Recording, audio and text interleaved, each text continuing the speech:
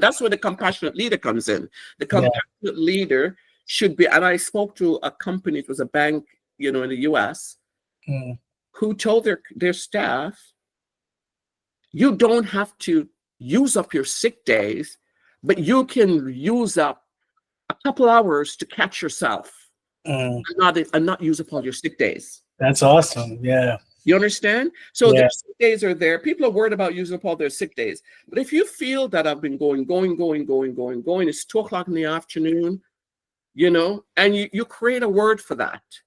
Yeah.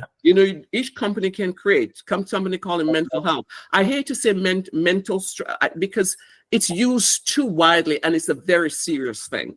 Yeah. It's almost like a buzzword again, right? Yeah, exactly. Basically say to yourself, it's 2:00 in the afternoon. I've had this call. I've had a headache.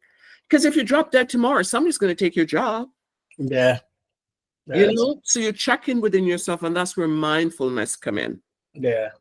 And that's so important, especially in today's world, because I feel like, as you're saying, people barely log off, and you feel like you have to keep going, and then you have the fear of, if I take a sick day, then you know what I mean. Like, I could be either looked on negatively, of course, or again, it's like you're losing a day. When it's so important when you can just take maybe a couple of hours to gather yourself and get refocused for the rest.